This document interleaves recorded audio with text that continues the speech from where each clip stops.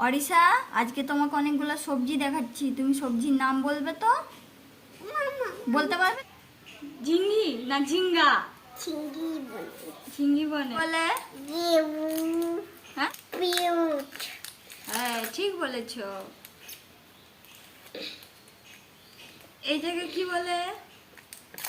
এটাকে থারাত ঠিক বলেছো।